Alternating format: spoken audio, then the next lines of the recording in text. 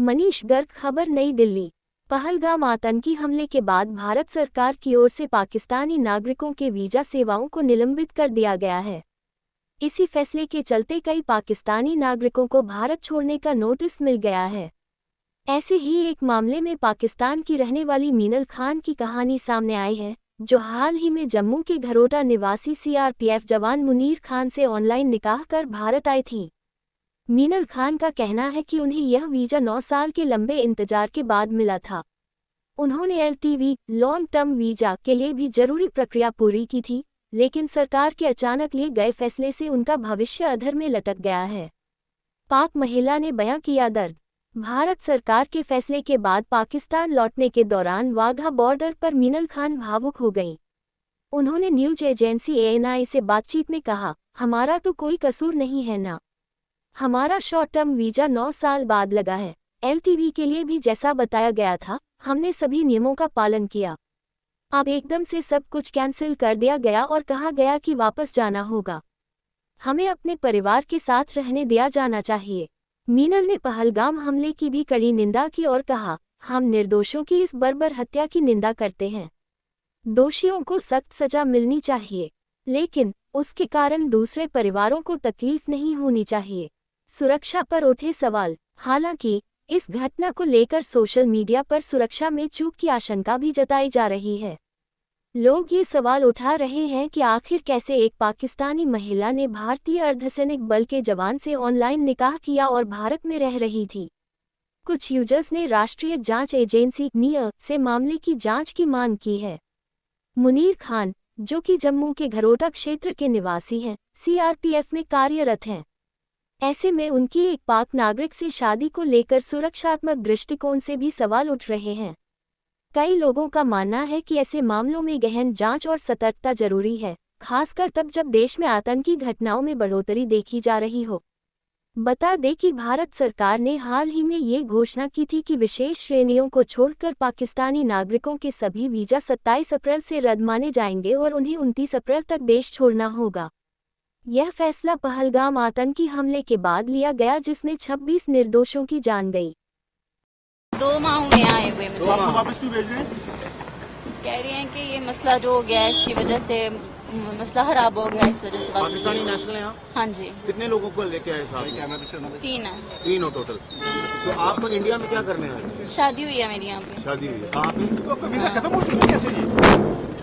आपका वीजा खत्म हो चुका है मैडम, आपका वीजा खत्म हो चुका है। अपना नाम नहीं, एलटीवी। अपना नाम बता दीजिए। नाम बता दीजिए, नाम बता दीजिए। मनाल। जनाल। तो आपको जबरदस्ती भेजा जा रहा है, मनाल रिपोर्ट किया जा रहा है। जाहिर है आपके सामने इस गाड़ी में आए हैं तो जबरदस्ती ही है। तो पाकिस्तान कहाँ के रहने वाले हैं आप? सियालकोट के। सियालकोट। तो आपने एलटीवी अप्लाई किया हुआ है या कैसे? हमने एलटीवी अप्लाई किया हुआ है, हाँ, किया अंडर हुआ। प्रोसेस तो है, कहाँ के JNK में कहाँ शादी हुई आपकी? बलवाल में। बलवा। अपना नाम बता दीजिए प्लीज। मनाल। मनाल। मनाल। ठीक है। मनाल अप्लाई है। माँ शादी को तो अभी 1 साल हुआ है, अभी मुझे यहाँ आए हुए 2 माह हुए हैं कल। इस तरीके से लाना है कैदियों की तरह, आप क्या यही कहना बात है ना, ऐसे ट्रीट कर रहे हैं जैसे क्रिमिनल है हम। चाहते हैं? मनाल जी देखिए, शादी हुई है आपकी, नहीं इस तरह जाना पड़ रहा है।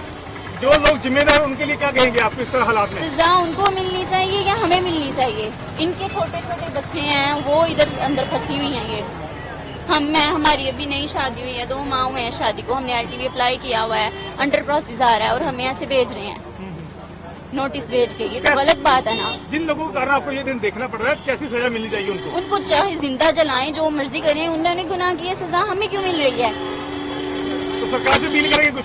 सरकार से यही अपील है, जिनकी शादियां हुई हैं उनको यहाँ रहने दें, नेशनैलिटी उनको दें। आप एलटीवी अप्लाई किए हुए आप उनको दें। कितने जाने आए हैं गाड़ी में? हमने 13 मार्च से अप्लाई किया हुआ था, हमें स्टे बोला था रखने के लिए। तो अभी पहले हमारा एक बार ऑर्डर निकला डिपोर्ट का परसों, फिर हमने जब बताया कि हम तो एलटीवी में हैं तो उन्होंने कैंसिल कर दिया। फिर आज अचानक से फिर से नोटिस कब दिया था आपको? आज रात में दिया गया। मतलब कल रात में दिया? हाँ, ये रात में जी। ये पाकिस्तान में कहाँ के रहने किसी वाले? अधिकारी ने कुछ बोला कि? नहीं, कुछ नहीं बोला। अभी तो डायरेक्ट सीधा पुलिस की तरफ से भेज दिया। बस में बैठाया वाले आए। जी। अभी ये बोल रहे हैं कि आपका LTV अभी नहीं आया है, इसलिए हम डिपोर्ट लॉन्ग टर्म वीजा। जी। तो आप ये बताइए, पाकिस्तान में ये कहाँ के रहने वाले? ये सियालकोट में रहता है। शादी कब हुई थी? मदद से बात करें। शादी कब? शादी 24 मई को हुई थी 2024 में, और ये 25 में आई है। ऑनलाइन निकाह हो गया था हमारा, मेरी कजन है। वीजा के लिए कब अप्लाई किया था आपने? विजिट वीजे के टाइम के अंदर ही कर दिया था हमने।